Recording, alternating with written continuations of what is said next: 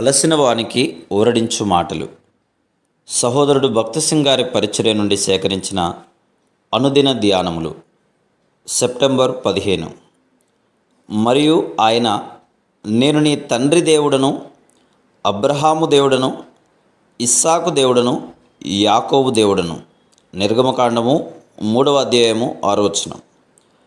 అబ్రహాము దేవుడను అను నామమునకు 2 అర్థములు కలవు. మొట్టమొదటిగా అబ్రహాము నీతి యొక్క నిజమైన అర్థమును చూడగలను. ఇచ్చట అబ్రహాము దేవుడు అని పేరుకు నిజమైన అర్థం కలదు. దేవుడు అబ్రహామునకు 2 పర్యాయములు కనబడెను. ఆదికాండము 12, 13 అధ్యాయములలో మరియు 14వ అధ్యాయంలో మెల్కీసెదెకు వలె కనబడెను. 15లో పిమ్మట 17లో కూడా, అనగా అతడు 99 సంవత్సరముల వయసులో ఉన్నప్పుడు కనబడెను. ఆ వయసులో దేవుడు అద్భుతమైన శక్తితో తనకు కుమారుణ్ణి ఇవ్వగలడని నమ్మెను. అంతకుముందు అతడు తన స్వంత శక్తితో కుమారుణ్ణి కలిగి ఉండవలనని ఆశపడెను. కానీ అతడు వృద్ధుడైనప్పుడు, అనగా 100 సంవత్సరముల వయసులో వారిద్దరూ, అనగా శారాకు కూడా పిల్లలను కనుటకు శక్తి ఉడిగినప్పుడు, పిల్లలు పుట్టగలరను ఆశ ఏమాత్రము లేనప్పుడు దేవుడు అబ్రహాము కనులను తెరిచెను.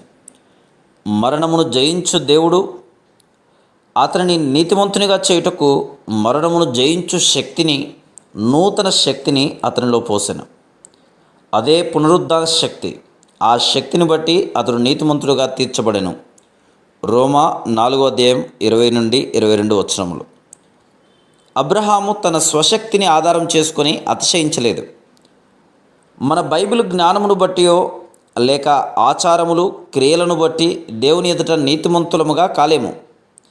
విశ్వాసము ద్వారా ఆయన పునరుద్ధాన శక్తిని పొందుట ద్వారా మనము ఎప్పటికీ నీతిమంతులమగుదుము.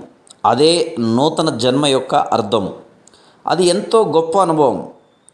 ఆ నూతన జీవితము మరియు మరణమును జయించే శక్తి ద్వారా ఆయన దృష్టిలో నీతిమంతులముగా తీర్చబడి దినదినము మనము ఆయనను సేవించవలను. మన ప్రభువైన యేసు మన అపరాధముల నిమిత్తము అప్పగింపబడి మనము నీతిమంతులముగా తీర్చబడుటకై లేపబడెను. రోమా 4వ అధ్యాయం 24, 25 వచనములు. రెండవదిగా అబ్రహాము దేవుడను అను పేరును గురించి మనం నేర్చుకున్నది ఏమనగా, అబ్రహాము ఏ విధంగా దేవునికి స్నేహితుడైనో చూచుదాము. అబ్రహాము దేవుని నమ్మెను మరియు దేవుని స్నేహితుడిని అతనికి పేరు కలిగెను. యాకోబు 2:23. ఆదికాండం 18వ అధ్యాయం 17వ వచనములో, అప్పుడు యెహోవా, నేను చేయబో కార్యము అబ్రహామునకు దాచెదనా అని చదువు. అప్పటి నుండి దేవుడు అబ్రహాముతో అన్ని రహస్యములు పంచుకొనెను. మన స్వంత రహస్యములు, కష్టములు, పతనములు ఆయనతో పంచుకున్నప్పుడే మనము కూడా ఆయన స్నేహితుల మగుదుము. ఆయనతో ఒక స్నేహితుని వలె మాట్లాడవచ్చును. భయపడవలసిన అవసరం లేదు. అన్నీయు ఒక స్నేహితుని వలె పంచుకొనుము. తర్వాత ఓపికతో ఆయన సమాధానం కొరకు కనిపెట్టుము. అదేవిధంగా దేవుని రహస్యములను, పరలోకపు మర్మములను కూడా బయలుపరచుమని అడుగుము. రహస్యములను పంచుకొనినప్పుడు మన స్నేహము బలపడును. ఆ విధంగానే దేవుడు తన పనిని నెరవేర్చుటకు మోషేతో మాట్లాడేవాడు. మనం ఆయనతో ఒక స్నేహితుని వలె నడుచుకుని ఎడల ఆయనను అత్యధికముగా ఫలవంతముగా సేవించు ఆధిక్యత కలిగి ఉందుము. Praise the lord.